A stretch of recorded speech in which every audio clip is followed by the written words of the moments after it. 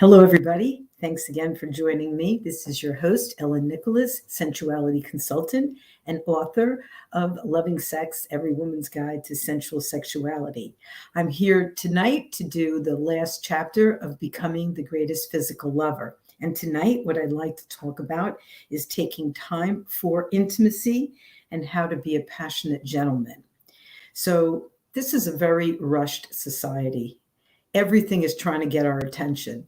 Advertisements, school, work, people, all kinds of trivial stuff is always grabbing at our attention.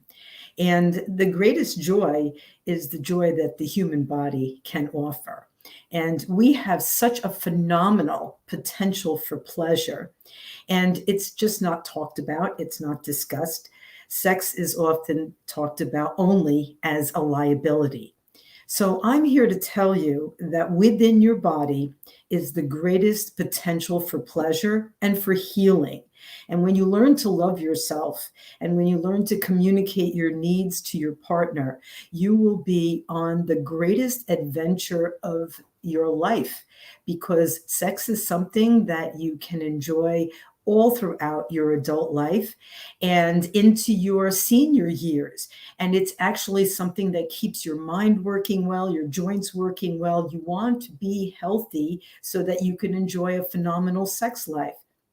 If that's what inspires you to exercise and to eat well and to take care of yourself, then let that be the inspiration. It is one of the greatest joys of our life. And it is really, really important to take time for intimacy. There are lots of other things that will try to take your attention away from the prime relationship. First of all, the relationship to yourself, and then second of all, the relationship with your partner. And if you want to have a good relationship, the communication must be there and the time necessary must be there. We all get the same 24 hours every day. 8 of them hopefully are spent sleeping, and then the other 16 are divided up into whatever we think is important. Well, one of the most important things is our sexual health and our sexual state of mind.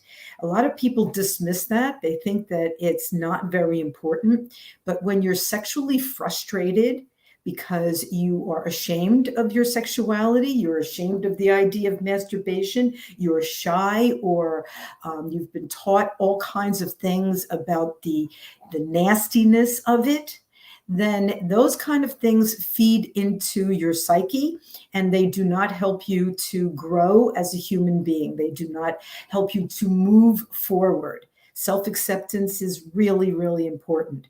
And intimacy is really, really important. So I would encourage you to speak your mind, to love yourself, to take time for the things that are really important. And intimacy is one of the most important things.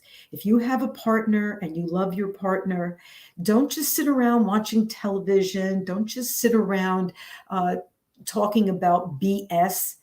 Cuddle, hold hands, be close, talk to one another, give each other a massage, do a slow dance together, even if there's no music or with music, who cares? But take time for the pleasures that intimacy can afford. And how to be a passionate gentleman? Let me tell you something. Passionate gentlemen are a rare breed. They know that it's important to have passion for their lover, but they are always respectful of the needs of their partner, whether male or female. It is so important that it's not just about you. When you are with another person and you come to that person to give of yourself and to give them a wonderful experience, you are taking into account the other, and your passion will shine through.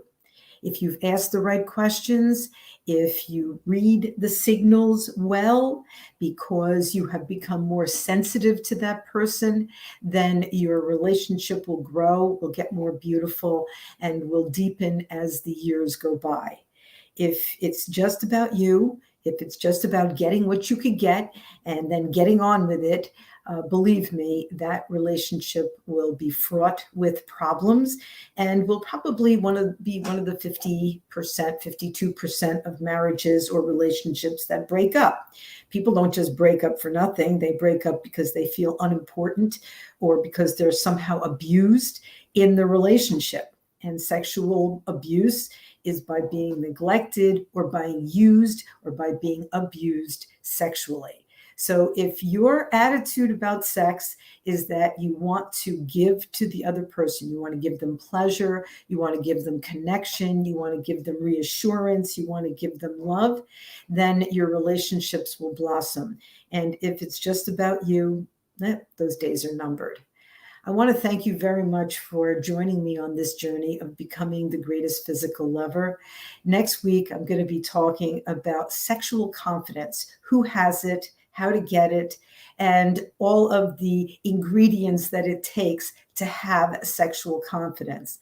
I hope you'll join me next week at 8 p.m. for another session of Your Pleasure Incorporated into Daily Living.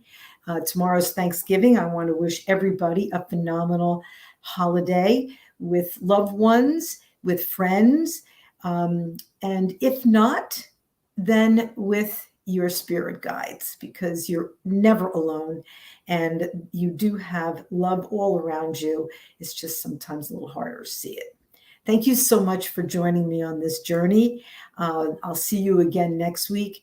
If you liked this talk, if you liked this book, if you have any suggestions for good topics, please email me at ypi69 at hotmail.com. It would be my absolute pleasure to answer those questions. Thank you, Diana, for that happy Thanksgiving. I appreciate it very, very much. This has been a real adventure for me, and I do it because I believe in the human potential for pleasure, and I never want anyone to forget about it. So thank you so much for joining me. Have a phenomenal evening. Keep doing those Kegel exercises, and have a wonderful holiday celebration. Thank you so much. Okay. Good night, everybody.